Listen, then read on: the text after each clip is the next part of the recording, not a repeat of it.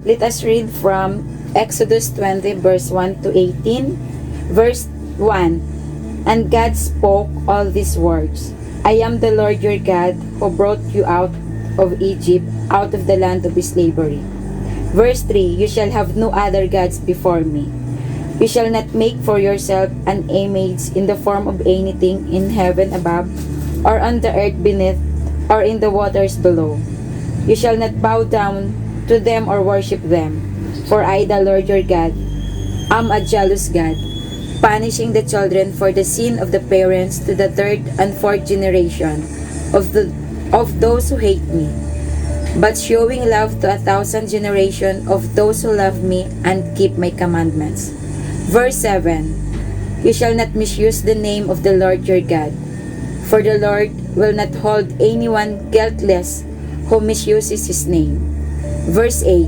Remember the Sabbath day by keeping it holy. 6 days you shall labor and do all your work. But the seventh day is a Sabbath to the Lord your God. On it you shall not do any work. Neither you nor your son or daughter, nor your male or female servant, nor your animals, nor any foreigner residing in your towns. Verse 11. For in 6 days the Lord made the heavens and the earth, the sea, and all that is in them. But he rested on the seventh day. Therefore the Lord blessed the Sabbath day and made it holy. Verse 12. Honor your father and your mother, so that you may live long in the land the Lord your God is giving you. Verse 13. You shall not murder. Verse 14. You shall not commit adultery. Verse 15. You shall not steal. Verse 16. You shall not give false testimony against your neighbor. Verse 17. You shall not covet your neighbor's house. You shall not covet your neighbor's wife, or his male or female servant, his ox or donkey, or anything that belongs to your neighbor. Verse 18. When the people saw the thunder and lightning, and heard the trumpet, and saw the mountain in smoke, they trembled with fear. They stayed at a distance. Mula sa Magandang Balita Biblia, basahin po natin sa Aklat ni Josue, Kabanata 4, Talata 14 hanggang sa 24. Sinasabi dito sa talatang 14, sa araw na iyon, dinakila ni Yahweh si Josue sa paningin ng buong bayan, at siya'y iginalang habang nabubuhay, tulad ng ginawa nila kay Moises. Iniutos ni Yahweh kay Josue, sabihin mo sa mga saserdoteng may dala ng kaba ng tipan na umahon na sila sa Jordan. Gayon nga ang ginawa ni Josue. Nang makaahon ang mga saserdote, muling umagos ang ilog at umapaw sa pampang ng tubig. Ikasampo ng unang buwan ng taon, nang tumawid ng ilog Jordan ang bayang Israel, humimpil sila sa Gilgal, sa silangan ng Jericho. Doon ipinalagay ni Josue ang 12 bato na ipinakuhan niya sa Jordan. Pagkatapos sinabi niya sa buong bayan, mga magulang, pag tinanong sa inyo ng inyong mga anak kung ano ang kahulugan ng mga batong iyan, sasabihin niyo sa kanila na lumakad sa tuyong lupa ang bayang Israel nang tumawid sa ilog Jordan. Sabihin din ninyo na pinatuyo ni Yahweh ang tubig ng Jordan habang kayo'y tumawid tulad ng ginawa niya sa dagat ng mga tambo. Sa ganitong paraan, kikilanlin ng lahat ng tao sa daigdig ang kapangyarihan ni Yahweh at pararangalan niyo siya sa habang panahon.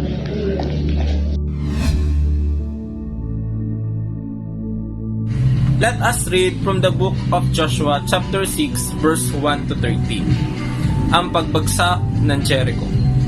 Samantala, isinarang mabuti ng mga nakatira roon ang Jericho dahil sa mga Israelita. Walang makapasok o kaya makalabas ng mga tao sa lungsod. Sinabi ng Panginoon kay Josue, ipapasakop ko sa iyo ang Jericho pati ang hari at mga sundalo nito. Ikaw at ang mga sundalo may iikot sa lungsod ng 1 beses sa bawat araw sa loob ng 6 na araw. Uunahin mo sa kahon ng kasunduan ng 7 pari na ang bawat isa sa kanila ay may dalang trompeta. Sa kapitong araw, iikutan nyo ang lungsod ng 7 beses, kasama ng mga paring nagpapatunog ng mga trompeta nila. Kapag narinig nyo na ang mahabang tunog ng trompeta nila, sisigaw kayong lahat ng malakas. Pagkatapos, guguho ang pader ng lungsod at makakapasok kayong walang hadlang. Kaya tinawag ni Josue na anak ni Nun ang mga pari at sinabi sa mga ito, dalhin ninyo ang kahon ng kasunduan. Mauuna ang 7 sa inyo na may dalang trompeta ang bawat isa. At sinabi rin niya sa mga tao, lumakad kayo, paikutan nyo ang lungsod. Ang ibang mga sundalo ay mauuna sa 7 pari na may dalang trompeta.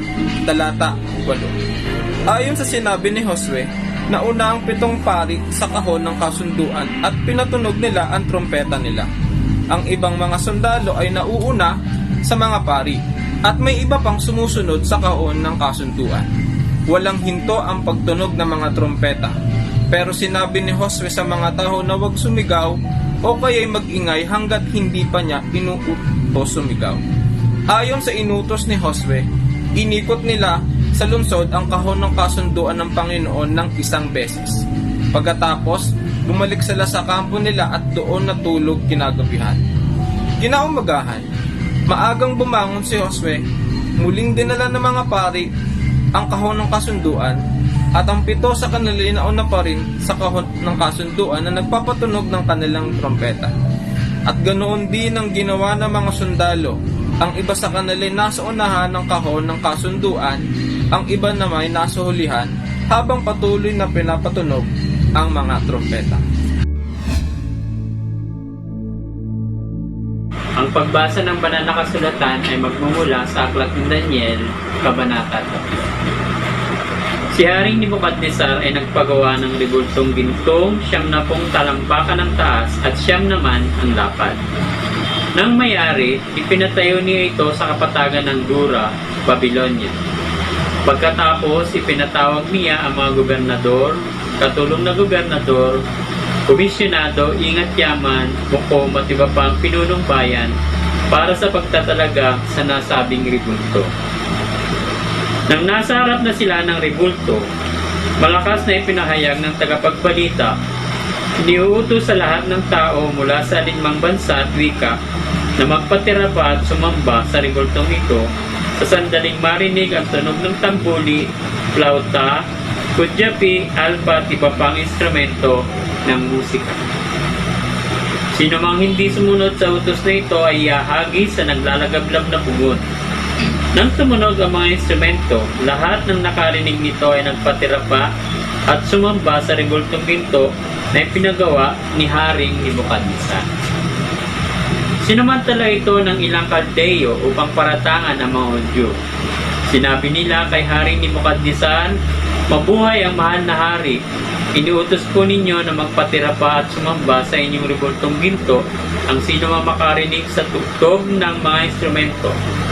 At sino mang di sumunod ay ihahagi sa naglalagablab na pugon. Hindi po sumusunod sa utos ninyo sina Shadrach, Meshach at Abednego, ang inilagay ninyong mga tagapamahala sa Babylonia. Hindi po sila nagpatira pa at sumamba sa ipinagawa ninyong rebulto. Nagalit si Haring Nebukadnezar nang marinig ito at ipinatawag niya sina Shadrach, Meshach at Abednego. Shadrach, Meshach at Abednego, totoo bang hindi kayo sumamba sa rebultong ipinagawa ko? Tanong ng hari. Iniuutos ko sa inyong sumamba kayo sa ipinagawa kong rebulto sa sandaling marinig ninyo ang tunog ng mga instrumento. Kung hindi, ipapahagis ko kayo sa naglalagablab na pugon. Tingnan ko lang kung may Diyos na makapagliligtas sa inyo.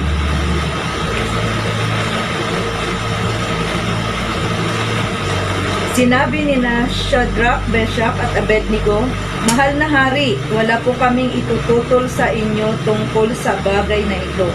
Gawin ninyo kung iyan ang gusto ninyo. Ang Diyos na aming pinaglilingkuran ang magliligtas sa amin sa pugong iyon at sa iyong kapangyarihan. At kung hindi man niya gawin ito, hindi pa rin kami sasamba sa rebultong nagawa ninyo. Namula si Haring Nebukadnezar sa tindi ng galit kina Shadrach, Meshach at Abednego. Kaya inutos niyang painitin makapitong ibayo ang pugon. Inutos din niya sa pinakamalakas niyang tauhan na gapusin sina Shadrach, Meshach at Abednego at ihagi sa apoy. Ginapos na sila nang di nila inalis ang pantalon, baro, gora o alinman sa kanilang kasuotan at inihagi sa pugon.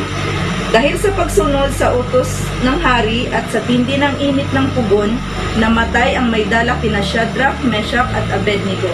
Samantalang niyaong tatlo ay tuloy-tuloy na bumagsak sa naglalagablab na apoy. Walang ano-ano'y napalundag si Haring Nebukadnezar. Pamanghang itinanong niya sa kanyang mga tagapayo, "Hindi pa tatlo lamang ang hinihagi sa apoy?" "Opo, kamahalan," sagot nila. "Bakit apat ang nakikita kong lalakad-lakad sa apoy at hindi nasusunog? At yaong isa ay ang tingin ko'y Diyos."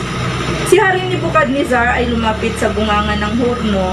Sinabi niya, "Halikayo rito, Shadrach, Meshach at Abednego, mga lingkod ng kataas-taasang Diyos." Lumapit ang tatlo. Paglabas nila sa pugon, ang mga gobernador, katulong ng gobernador at ang mga tagapayo ay lumapit sa kanila. Tiningnan silang mabuti, ngunit wala man lamang makitang bakas na likha ng apoy sa katawan ng tatlo. Hindi nasunog kahit bahagya ng kanilang buhok. Hindi na ano ang kanilang kaasuotan, ni hindi sila nangamoy usok. Dahil dito, sinabi ng hari, purihin ng Diyos ni Shadrach, Meshach at Abednego. Nagsugo siya ng anghel upang iligtas ang mga lingkod niyang ito sa ganap na nananalig sa kanya. Hindi sinunod ng mga ito ang aking utos. Ginusto pa nilang sila'y ihagi sa apoy kaysa sumamba sa Diyos-Diyosan. Kaya inilalagda ko ang isang utos. Sino mang mula sa alinmang lahi, bansa o wika ang magsasalita laban sa Diyos ni Shadrach, Meshach at Abednego ay kakatayin. Hindi lamang ito wawasakin pa ang kanyang tirahan, pagkat walang Diyos-Diyosa na makapagliligtas sa tao, tulad ng ginawa ng kanilang Diyos. At ang tatlong ito'y itinaas niya sa tungkulin. Purihin ng Diyos sa pagbasa ng kanyang salita.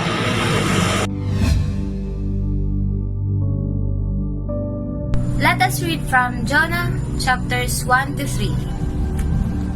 One day the Lord spoke to Jonah, son of Amittai. He said, "Go to Nineveh, that great city, and speak out against it. I am aware of how wicked its people are." Jonah, however, set out in the opposite direction in order to get away from the Lord. He went to Joppa, where he found a ship about to go to Spain. He paid his fare and went aboard with the crew to sail to Spain, where he would be away from the Lord. But the Lord sent a strong wind on the sea, and the storm was so violent that the ship was in danger of breaking up. The sailors were terrified and cried out for help, each one to his own god. Then, in order to lessen the danger, they threw the cargo overboard. Meanwhile, Jonah had gone below and was lying in the ship's hold, sound asleep. The captain found him there and said to him, "What are you doing asleep? Get up and pray to your God for help. Maybe he will feel sorry for us and spare our lives." The sailors said to each other, "Let's draw lots and find out who is to blame for getting us into this danger." They did so, and Jonah's name was drawn. So they said to him, "Now, then, tell us, who is to blame for this? What are you doing here? What country do you come from? What is your nationality?" "I am a Hebrew," Jonah answered. "I worship the Lord, the God of heaven, who made land and sea." Jonah went on to tell them that he was running away from the Lord. The sailors were terrified and said to him, "That was an awful thing to do." The storm was getting worse all the time. So the sailors asked him, "What should we do to you to stop the storm?" Jonah answered, "Throw me into the sea, and it will calm down. I know it is my fault that you are caught in this violent storm." Instead, the sailors tried to get the ship to shore, rowing with all their might. But the storm was becoming worse and worse, and they got nowhere. So they cried out to the Lord, "O Lord, we pray, don't punish us with death for taking this man's life. You, O Lord, are responsible for all this. It is your doing."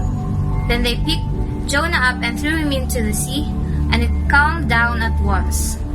This made the sailors so afraid of the Lord that they offered a sacrifice and promised to serve him. At the Lord's command, a large fish swallowed Jonah, and he was inside the fish for 3 days and 3 nights. Chapter 2. From deep inside the fish, Jonah prayed to the Lord his God. In my distress, O Lord, I called to you, and you answered me. From deep in the world of the dead, I cried for help, and you heard me. You threw me down into the depths, to the very bottom of the sea, where the waters were all around me, and all your mighty waves rolled over me. I thought I had been banished from your presence, and would never see your holy temple again. The water came over me and choked me. The sea covered me completely, and seaweed wrapped around my head. I went down to the very roots of the mountains, into the land whose gates locked shut forever. But you, O Lord my God, brought me back from the depths alive.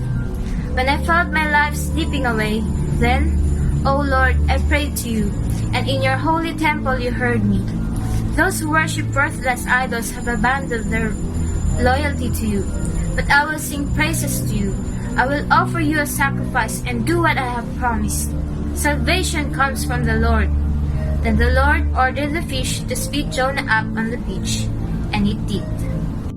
Chapter 3. Once again the Lord spoke to Jonah. He said, Go to Nineveh, that great city, and proclaim to the people the message I have given you. So Jonah obeyed the Lord and went to Nineveh, a city so large that it took 3 days to walk through it. Jonah started through the city, and after walking a whole day, he proclaimed, In 40 days, Nineveh will be destroyed. The people of Nineveh believed God's message, so they decided that everyone should fast, and all the people, from the greatest to the least, put on sackcloth to show that they had repented. When the king of Nineveh heard about it, he got up from his throne, took off his robe, put on sackcloth, and sat down in ashes. He sent out a proclamation to the people of Nineveh. This is an order from the king and his officials. No one is to eat anything. All persons, cattle, and sheep are forbidden to eat or drink. All persons and animals must wear sackcloth. Everyone must pray earnestly to God and must give up their wicked behavior and their evil actions. Perhaps God will change his mind. Perhaps he will stop being angry and we will not die. God saw what they did. He saw that they had given up their wicked behavior. So he changed his mind and did not punish them as he had said he would.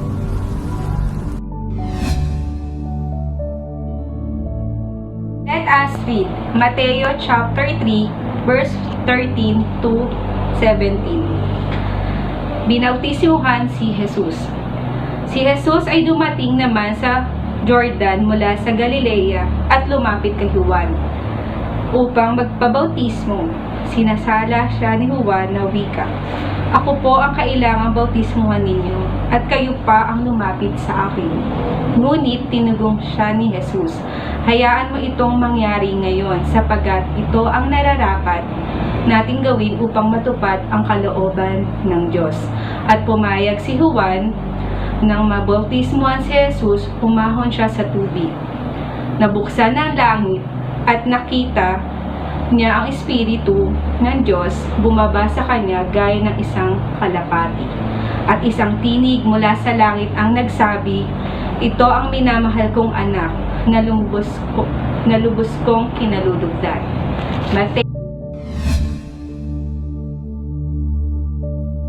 From the book of Matthew, chapter 4, verse 1 to 11. Then Jesus was led by the Spirit into the wilderness to be tempted by the devil. After fasting 40 days and 40 nights, he was hungry. The tempter came to him and said, If you are the Son of God, tell these stones to become bread. Jesus answered, It is written, Man shall not live on bread alone, but on every word that comes from the mouth of God. Then the devil took him to to the holy city and had him stand on the highest point of the temple.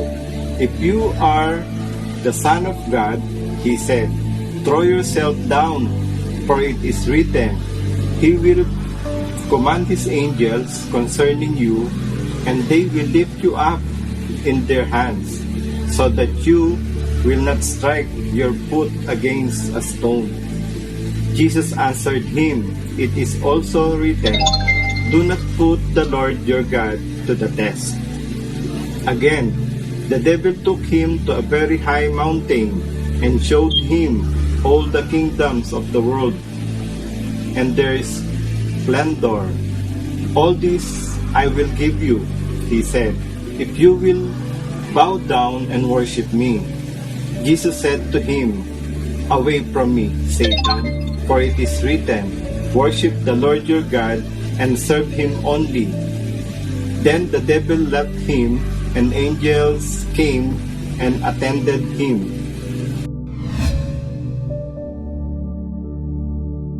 Let us read from John chapter 2, verse 1 to 22. The first sign, turning water into wine.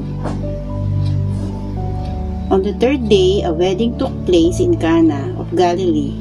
Jesus' mother was there, and Jesus and his disciples were invited to the wedding as well.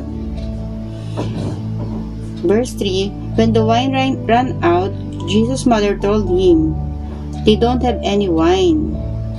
"What does that have to do with you and me, woman?" Jesus asked. "My hour has not yet come."